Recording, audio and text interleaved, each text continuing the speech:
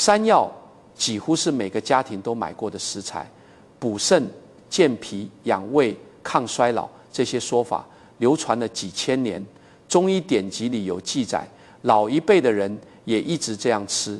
但有一件事，很少人在买山药的时候想过，那根白白净净、看起来新鲜漂亮的山药，到底是怎么变成那个样子的？市场上越好看的山药，往往越值得怀疑。这句话不是危言耸听。在菜市场或超市挑山药，大多数人的直觉都一样，颜色白，表面光滑，没有斑点，看起来干净，就选这个。这个习惯几乎是人人都有的。但问题就出在这里，这种卖相好的山药，有相当一部分是经过硫磺熏蒸处理过的。熏过之后，原本带着自然土色、表面粗糙的山药会变得雪白光亮，看起来像刚采收的新货，保存期限也跟着延长了，不容易发霉，不容易变色，摆在摊位上格外好看。对商家来说，这是划算的买卖，对吃进去的人来说却是另一回事。硫磺熏蒸之后，山药表面和内部会残留二氧化硫，这种物质少量摄入身体，或许感觉不到什么异状，但长期累积下来，肝脏和肾脏需要持续代谢这些残留，偏偏想靠山药补肾的人，肾脏往往已经不在最好的状态，吃的是补品，伤的是已经开始走下坡的脏器，这就是问题所在。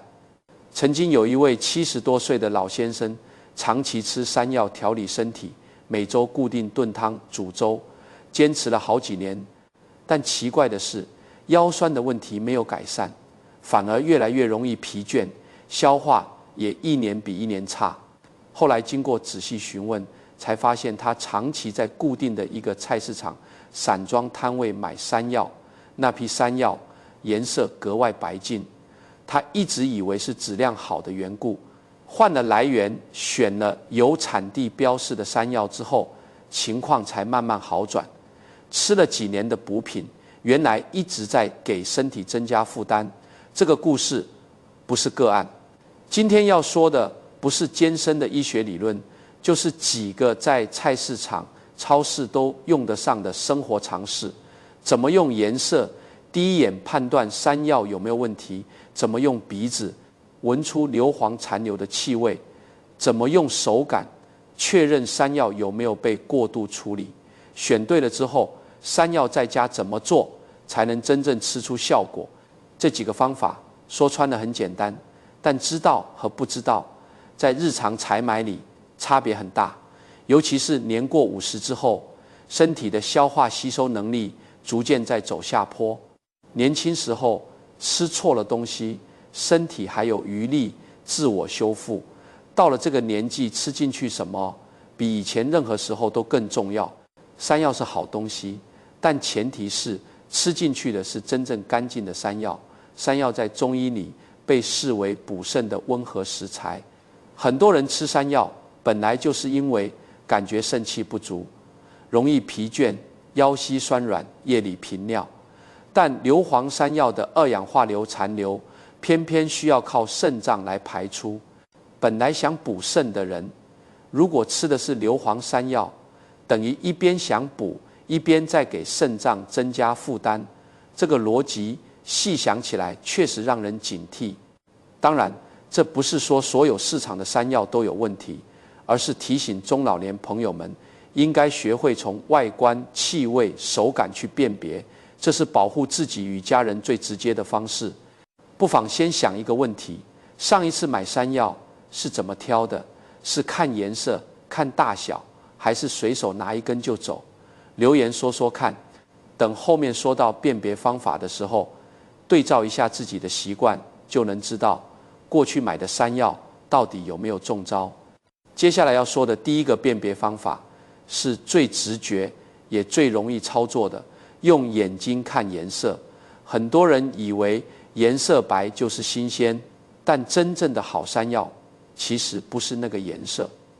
在说问题山药之前，先建立一个基准：自然生长、正常晾干的山药，应该是什么颜色。带皮的整根山药，表皮颜色偏褐黄，带有自然的泥土感，表面有细小的须根痕迹，偶尔有几个浅褐色的斑点，这些都是正常的。去皮之后，山药的肉质呈淡黄白色或米白色，不是纯白，带着一点点自然的奶色调。表面摸起来有一层薄薄的粉霜感，像是风干过的质地。切开之后，断面会在几分钟内轻微氧化，开始出现淡淡的米黄色。这是正常的化学反应，说明山药没有被额外处理过。这才是山药本来的样子，朴素不起眼，甚至看起来没那么漂亮。硫磺熏蒸之后，山药的外观会发生几个明显的变化。第一个特征，颜色异常雪白。在摊位上，如果看到一批山药白得格外均匀，每一根的颜色都差不多，这本身就是一个值得停下来多想1秒的讯号。自然生长的农产品同一批里面，颜色本来就会有细微的差异。太过一致的外观，往往意味着经过了统一的处理。第二个特征，表面光亮，几乎没有自然纹理。在摊位灯光下，这种光亮感会更加明显。很多人看到这样的山药，第一反应是这个很新鲜，实际上恰恰相反。第三个特征，切开后断面不氧化，或氧化很慢。如果切开的山药放了很久，断面还是白得像刚切一样，这反而是一个需要注意的现象。切面太完美，有时候不是好事。把上面这些知识放回到我们真实的购买场景里，走到山药摊位前，先不急着伸手，先用眼睛整体扫一遍这一批山药的颜色。如果每一根都白得几乎一模一样，整批颜色高度一致，没有任何自然的色差或斑点，这批山药值得谨慎。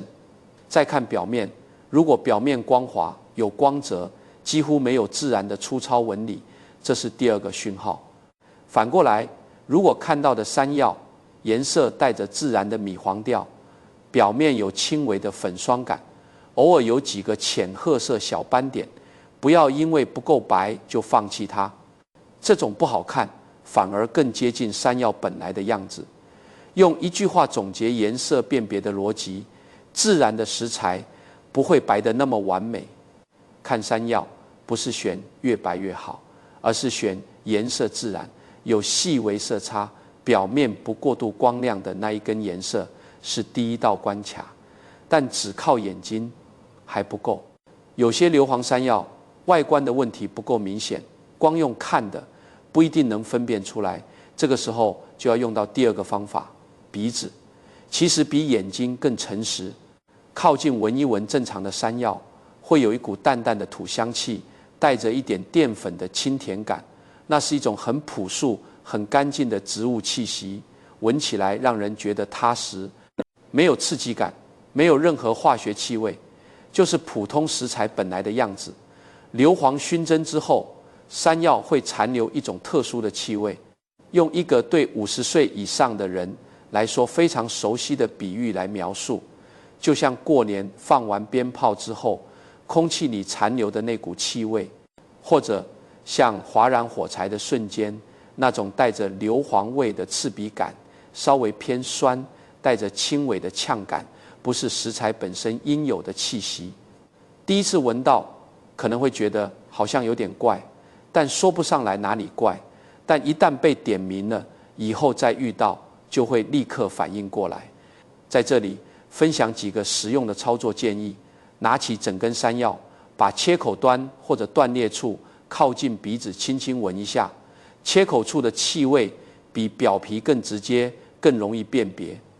如果是袋装山药片，打开袋口的瞬间立刻闻一下，刚打开的时候气味最浓，最容易判断。如果有刺鼻的酸味或硫磺味飘出来，不需要犹豫。山药粉同样是打开的瞬间，闻第一口，正常的山药粉应该有淡淡的粉香，没有任何刺激气味。需要注意的是，有些硫磺山药熏蒸程度较轻，气味不是非常明显。在空气流通的菜市场，或者经过长时间存放之后，残留的气味可能已经大部分挥发。这种情况下，气味辨别要和颜色辨别结合起来用。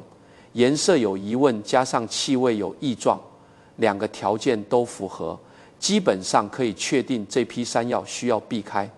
拿起一根正常的山药，表面摸起来有自然的颗粒感和轻微的粗糙质地，即使已经去皮，山药表面也不会过度光滑，会有细微的纤维纹路，有一种真实植物才有的温润手感。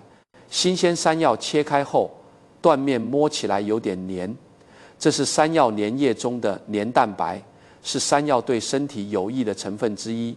粘度越自然，代表处理越少。硫磺熏蒸之后，山药表面的质感会发生几个变化，表面过度光滑，摸起来几乎没有自然的纹理感，像被打磨过一样，手滑过去几乎没有阻力。这种光滑感和正常山药那种温润的质地不一样，有点像摸塑料表面的感觉。切口处粘液减少或消失，如果切口处完全不粘，甚至干燥如木材，这是一个需要注意的讯号。粘液消失可能意味着山药在处理过程中有效成分已经受损。还有一个在家可以做的简单验证：切开山药，在断面上滴1-2滴清水。正常山药的断面因为有天然的黏蛋白，水滴落上去之后会轻微聚拢，不会立刻散开。硫磺处理过的山药，这种黏蛋白结构被破坏，水滴落上去更容易散开。这个测试不是100%精准，但作为辅助判断有一定的参考价值。到这里，3个辨别方法已经说完：看颜色、闻气味、摸手感。这3个方法单独使用的时候各有局限，但3招组合起来，准确率就大幅提升了。正常山药的颜色是淡黄白、米白，有自然色差；气味是淡淡土香，淀粉清甜；手感是表面有颗粒感，切口略黏。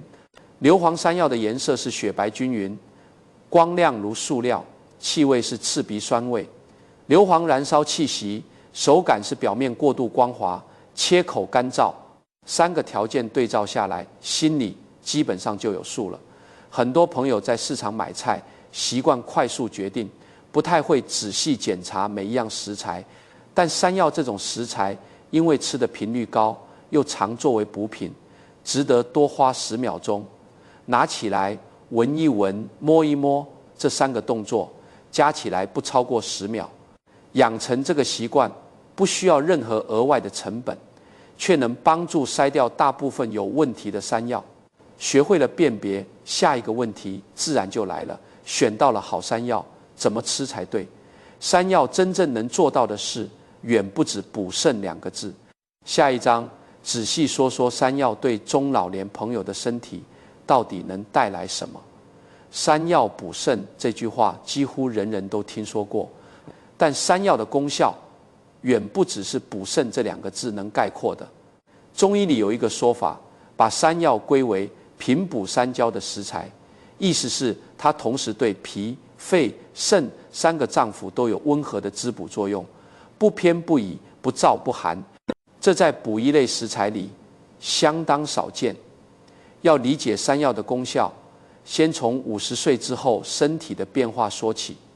过了50岁，身体有几个几乎人人都会出现的变化：消化吸收能力下降，肾气开始自然衰退，肺的功能逐渐下降，血糖的调节能力变弱。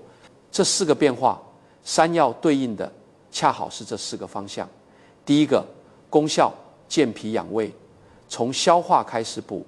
中医里，脾胃被称为后天之本，脾胃好，吃进去的东西才能真正变成身体的养分。脾胃弱，再好的补品，身体也吸收不了多少。山药含有丰富的淀粉酶和多酚氧化酶，这2种酵素有助于食物的消化分解，减轻肠胃的负担。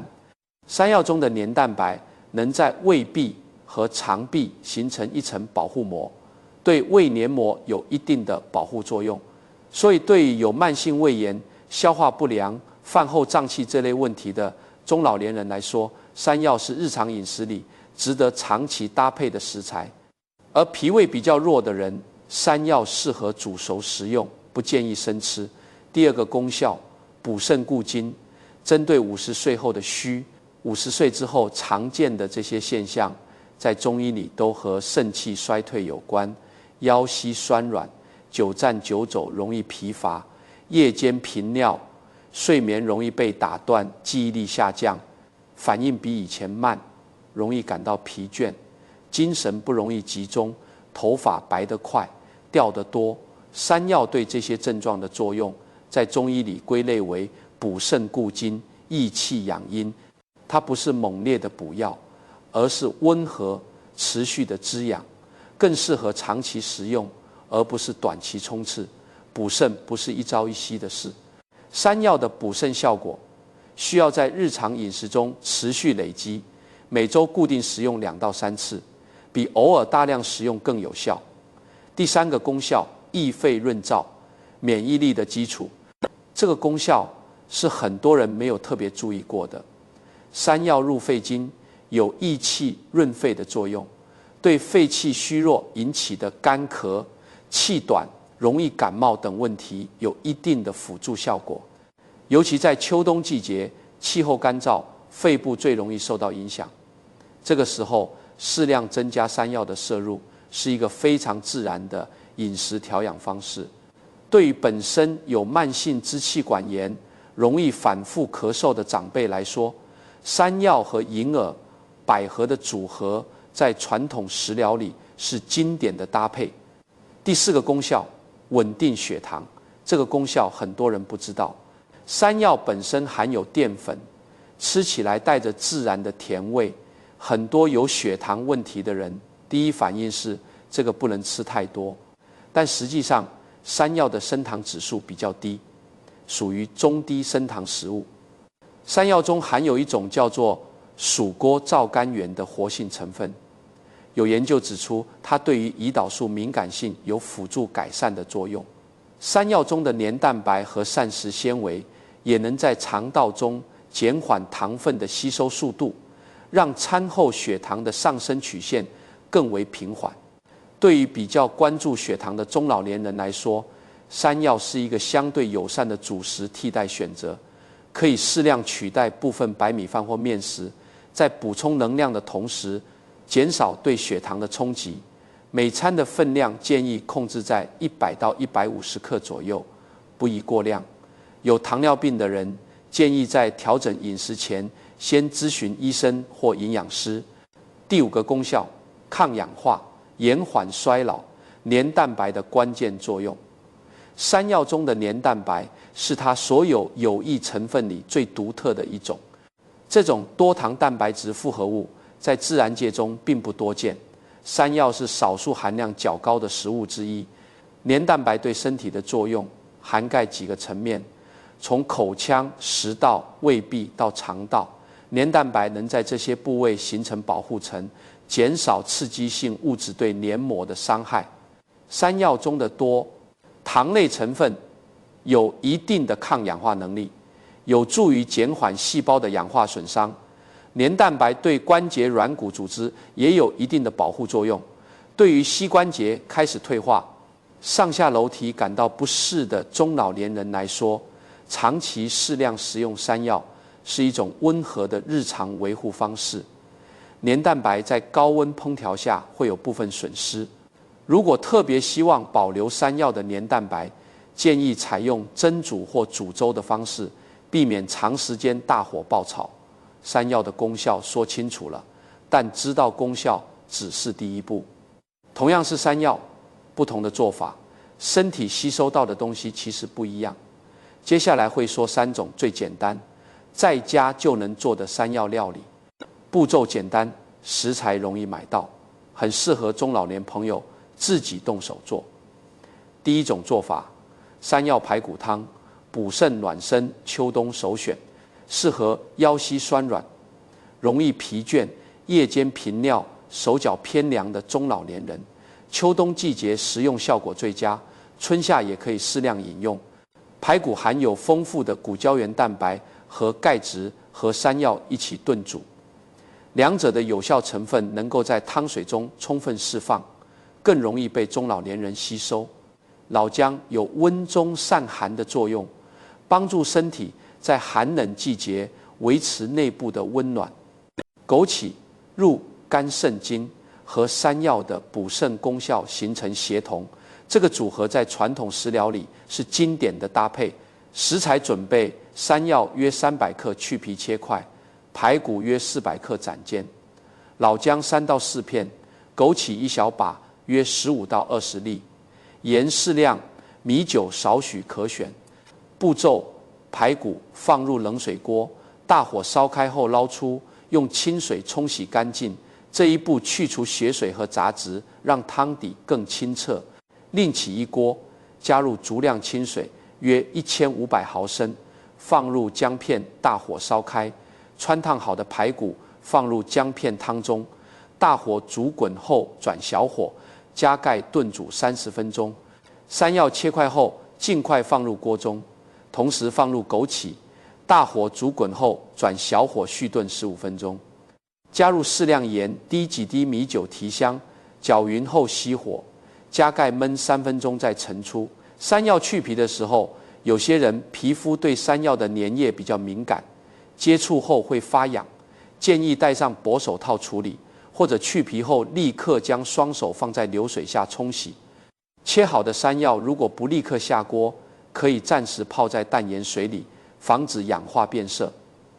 第二种做法，清炒山药，健脾护胃，日常快手菜，适合消化不良、饭后容易胀气、胃口不佳、想要清淡饮食的中老年人。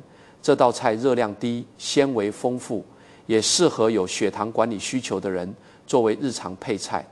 清炒的方式，烹调时间短，山药中的淀粉酶和黏蛋白保留度较高，木耳含有丰富的膳食纤维和多糖，与山药搭配，对肠道的清洁和保护有协同效果。彩椒富含维生素 C， 能帮助山药中铁质的吸收，同时让整道菜的色彩更丰富。对食欲不佳的长辈来说，好看的颜色本身也是一种开胃。食材准备：山药约250克，去皮切薄片；黑木耳1小把泡发后撕成小朵；彩椒半个切块；大蒜2瓣切片；白醋少许泡3，药用；盐、生抽适量；食用油少量。步骤：山药去皮切薄片后，放入加了少许白醋的清水中浸泡5分钟，防止氧化变色，同时让口感更爽脆。山药片和木耳分别放入沸水中焯烫约1分钟，捞出沥干。锅中加少量油，中火加热后放入蒜片，炒出香味。